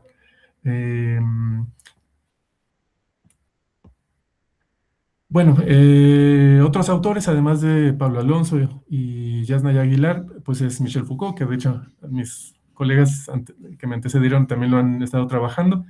Bueno, él es importante porque desplaza la pregunta sobre el poder y el control, más allá de entenderlo como una sustancia, pues más bien lleva a entender cómo es que hay un desequilibrio que organiza las relaciones de fuerza, ¿no? Atrás de ello. Luego, Giorgio Agamben es un filósofo que trabaja mucho analiza, digamos, los procesos de profanación y sacralización del capitalismo, que en términos de mi tesis, pues es equivalente a los procesos de patrimonialización. También trabaja sobre la perspectiva del sujeto, como un producto de la tensión entre varias cosas, bueno, es más amplio, pero no me quiero alargar más. Otro autor más es Alfredo Vega Cárdenas. Él, de hecho, es restaurador y también hace un ejercicio que diga, estudió sociología, entonces hace una sociología de la restauración. Y él explica que básicamente los problemas de la Germán, restauración... perdón, Germán, pero ya se terminó el tiempo. Oh, disculpe, No te disculpe. preocupes. Doctora Alejandro, lo escuchamos. Muchas gracias, muchas gracias. Qué emocionantes están estos temas, francamente sí me gustaron mucho. Me siento muy honrado de participar en este coloquio, porque pues sí, efectivamente es como una fiesta de ideas en donde uno se enriquece y plantea preguntas. Este trabajo en particular me parece muy atractivo, porque está en el centro de la discusión de lo que está ocurriendo en el mundo en este mismo momento, y estos procesos que se fomentaron por parte de esta ideología rara del neoliberalismo, en donde todo lo que es nacional o la identidad nacional les vale un pepino. Por eso me sorprendió esa afirmación que tienes en una de tus láminas al final, cuando hablas de multiculturalismo neoliberal. Sí, es precisamente en contra de lo que ellos han trabajado. Ven todo lo cultural o lo tradicional como algo episódico, turístico, típico, episódico, simpático, pero no algo que articule a las naciones. La pregunta que me surge a partir de tu investigación es cómo se estructura la identidad nacional. ¿Y para qué sirve una identidad nacional? Bueno, pues es un discurso que cohesiona con todos sus pros y sus contras, ¿no? Y es un discurso que está cimentado en objetos concretos, ahí es donde entra tu especialidad, y en discursos ideológicos o ideas o mitos o leyendas, ¿no? Todo eso integra una noción de identidad nacional. El trabajo de un conservador, te vas hasta la parte que tiene que ver donde está ese patrimonio tangible, no intangible, es ¿por qué conservo los objetos? ¿Para qué? ¿Qué utilidad tiene? ¿Un mero fetichismo? ¿Un mero sentimiento de que si no se conserva se pierde y pierdes algo valioso? ¿Por qué es valioso? Yo creo que tu investigación está centrada en los problemas formativos que tiene la carrera, los problemas ideológicos formativos. No es un restaurador, no es un mero reparador de cosas, ¿no? No es un técnico que va y pega y rescata y rasca y tal, no. Es un tipo que está conservando un elemento importantísimo de la ideología de una nación, y eso ya te lleva a un problema, ese sí es un problema súper complejo, te lleva al problema del discurso ideológico. ¿Para qué diablos una identidad nacional? ¿Para qué? Tú ves ahorita los problemas que tenemos ideológicos de toda esta mala información. La desinformación no existe. La mala información, la contrainformación, la tergiversación de grupos específicos mexicanos, los white chicans, que les vale un pepino todo aquello que sea lo nacional, ¿no? Lo ideológico. Nomás lo usan para chupar tequila, para gritar el 16 de septiembre y para ponerse borrachos, y hasta ahí. Y ahí se acabó lo nacional. No.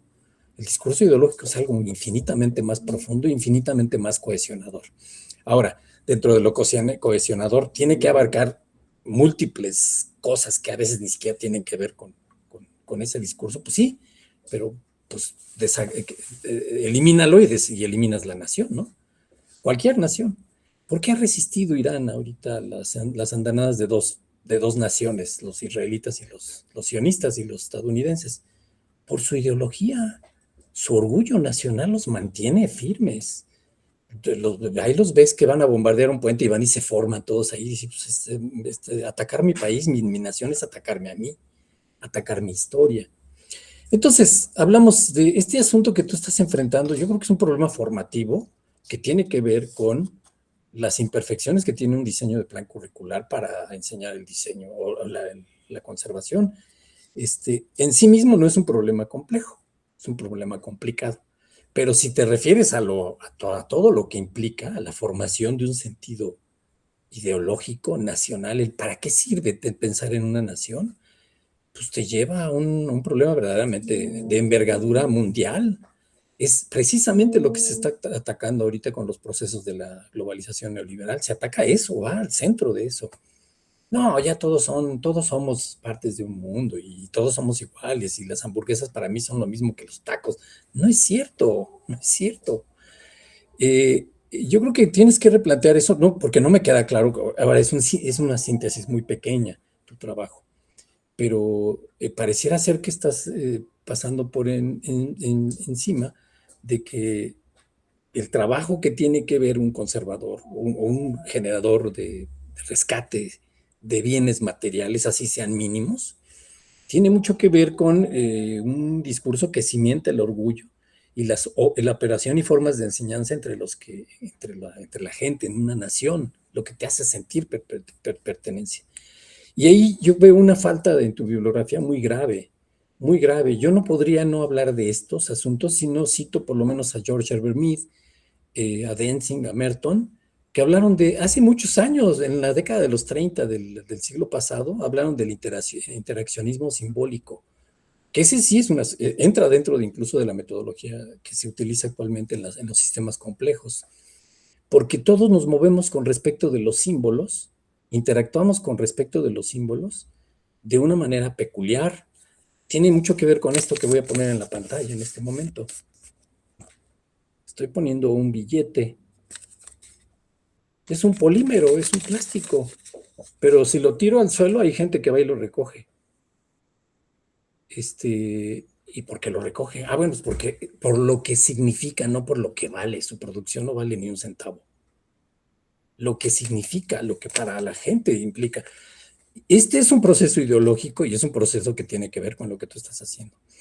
Y no, desconozco varios de los autores que tú estás poniendo ahí, pero Foucault y ¿cómo se llama? Este otro muchacho francés, sí lo mencionan, pero ellos se refieren indirectamente a ese trabajo pionero que hizo George Herbert Mead con el interaccionismo simbólico, muy mal traducido al español, hay que leerlo en inglés, a Merton y a Densing, en donde se preocupan de este tipo de cosas.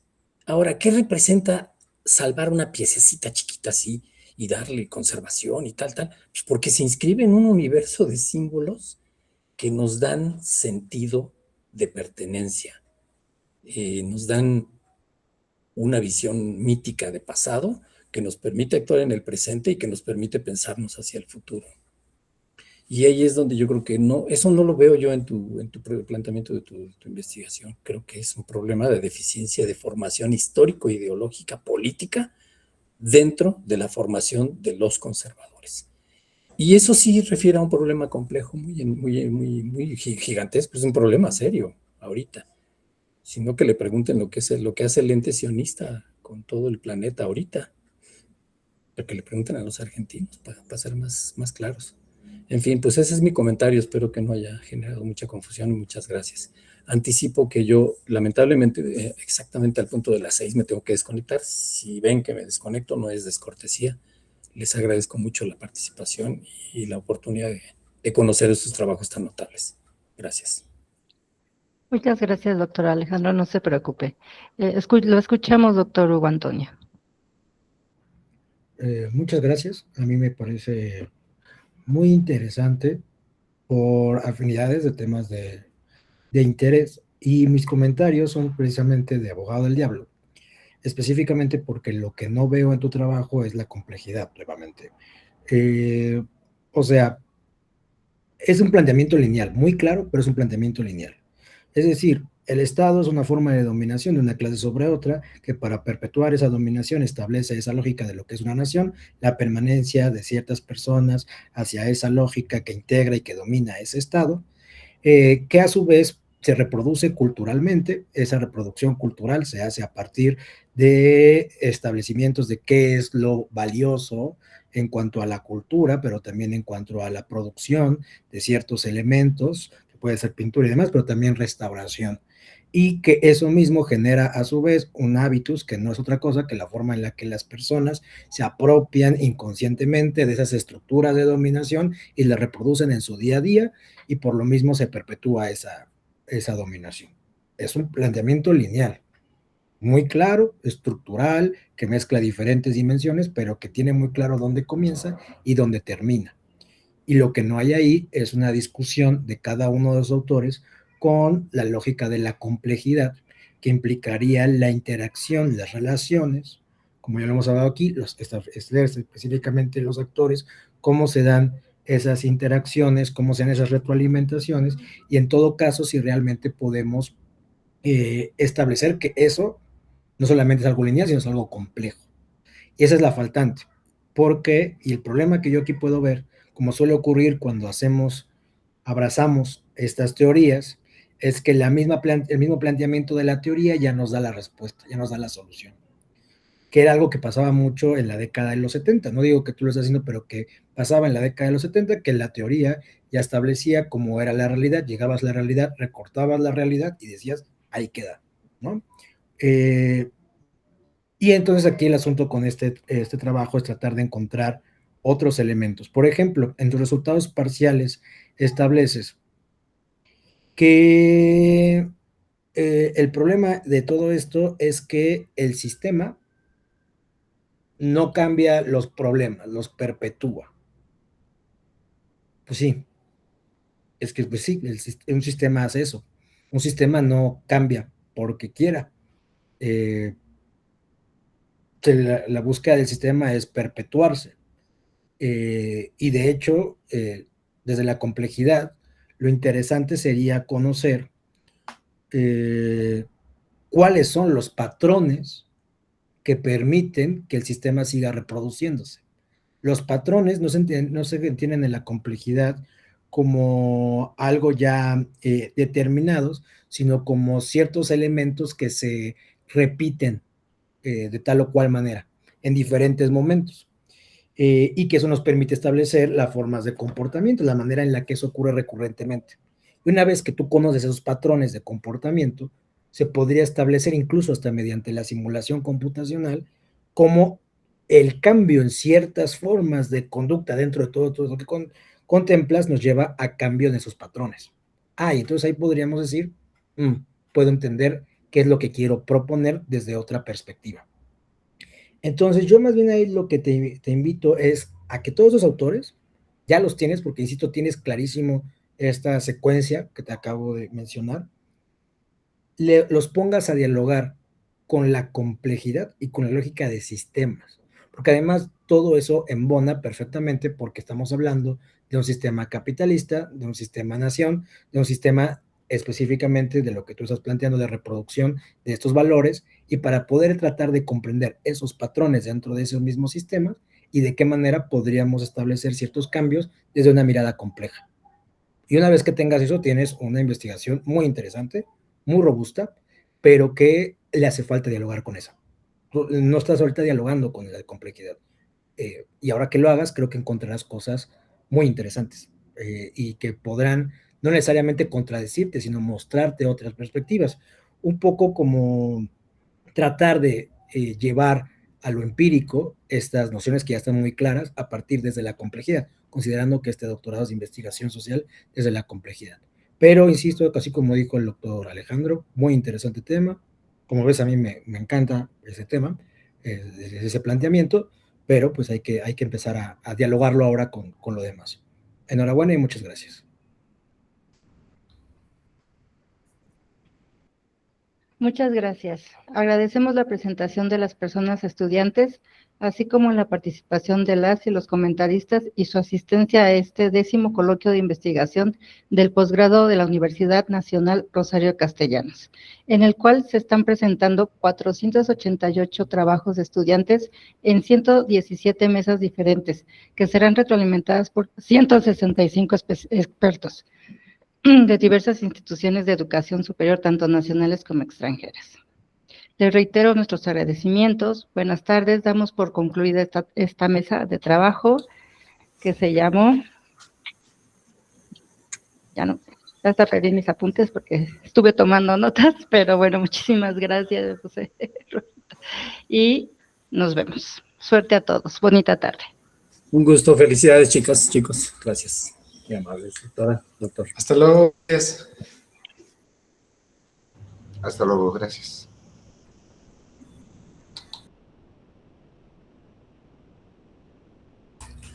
Listo, Moni, nos vemos.